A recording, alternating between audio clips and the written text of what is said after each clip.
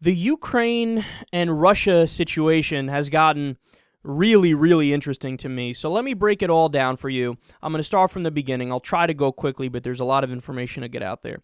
So the whole problem started when Ukraine had a plan set that they were going to become more Western, okay? They were going to do a deal with the EU, an economic deal with the EU. They were going to adopt about 300 or 350 laws from the EU.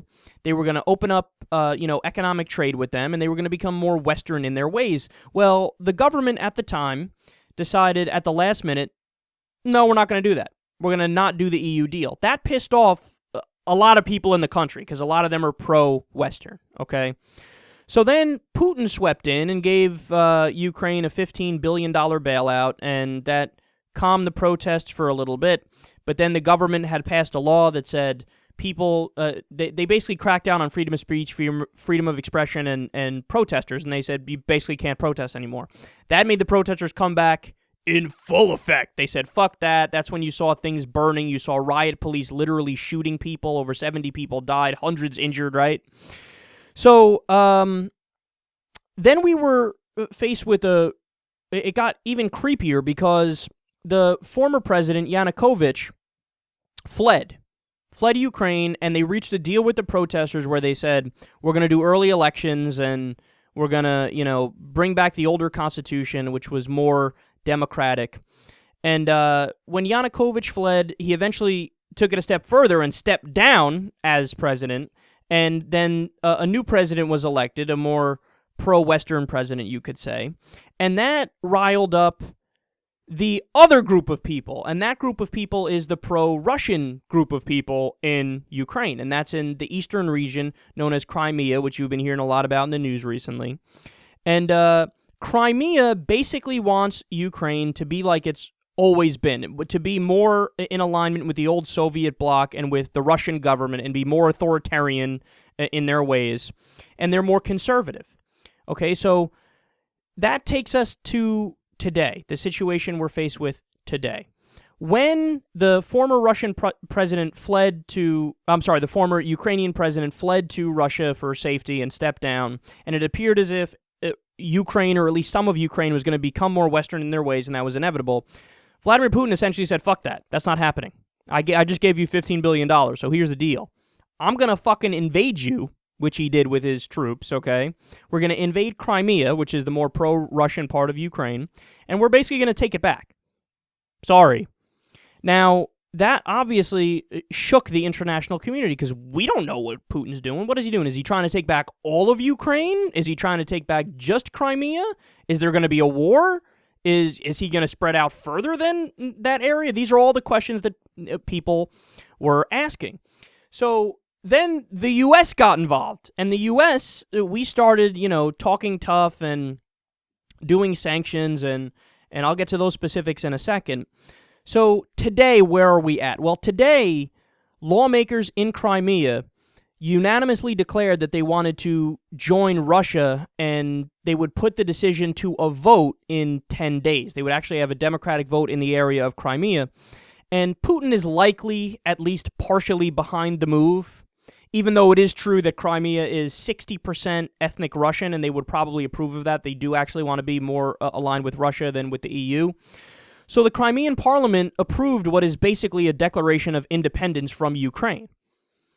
So Obama steps in, and he's getting so much pressure from the right wing in this country to be more hawkish and get more interventionist and do more shit. So he said today, in a speech, Obama said, quote, "The proposed referendum on the future of Crimea would violate the Constitution and violate international law." And the current president of Ukraine agrees with Obama and says, you're not going nowhere, Crimea. You're staying right the fuck there. You're part of Ukraine, and that's that. So what else has the United States done? Well, Obama just announced visa restrictions. We also sent $1 billion to Ukraine for aid. We suspended future meetings with Russia.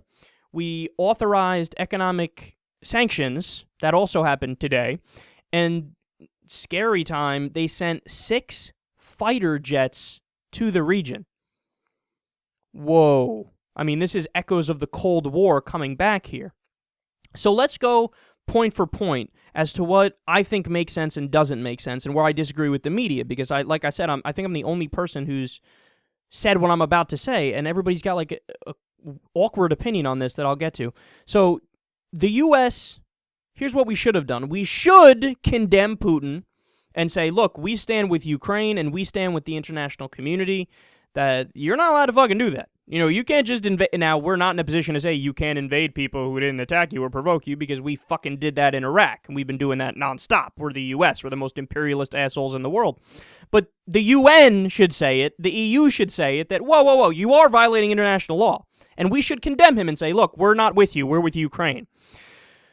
But should we have done sanctions? No, I don't think we should have. Should we have suspended future meetings? No, I don't think we should have. Should we have sent 6 fighter jets?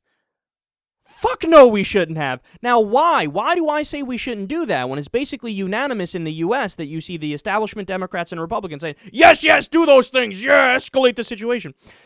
The reason why I'm against that is because you are escalating the situation, and then Putin's going to respond, and then we're going to respond again, and then he's going to respond again, and next thing you know, we're back into another fucking Cold War, and we're closer to dragging the U.S. into another conflict. Doesn't mean I don't have a position on how it should work out in Ukraine, and that I don't side with the European, pro-European Ukrainians. I do, but it's not our business. Okay, so we don't want to make it worse than it already is. Now, finally, and most importantly, should the U.S. support the proposal to vote on breaking up Ukraine into basically 2 countries? It would be, one is Crimea, the other is Ukraine. Ukraine would be more pro-European Union and pro-Western, and Crimea would be more pro-Russian. And should we support that? I say yes. Now, the reason why I say I'm against every single article I've read on this is that every single one has this like reactionary response that since they think Vladimir Putin is behind the move, they're like, no, we're against it because he's for it, and this guy, he just invaded a place that he shouldn't have invaded, and since he invaded, we're now going to henceforth disagree with everything he's ever done ever. But wait a second, that's not rational. Hold on here. So was Vladimir right for, I like how I say, like, I know him. Was Putin right for invading Ukraine? Absolutely not. He shouldn't have done it. He shouldn't be allowed to do it. He should be uniformly condemned. That is a violation of international law. But does that mean that the idea that maybe Crimea shouldn't be part of Ukraine, does that mean that that's not valid? Fuck no, that doesn't mean that's not valid. In fact, if you go back and listen to the first time we talked about this on Secular Talk, the point I made, I said, why don't we try to do this right away? We could solve the entire problem in this scenario. You break it up into 3 separate countries, or 2, depending on what the people in Crimea want.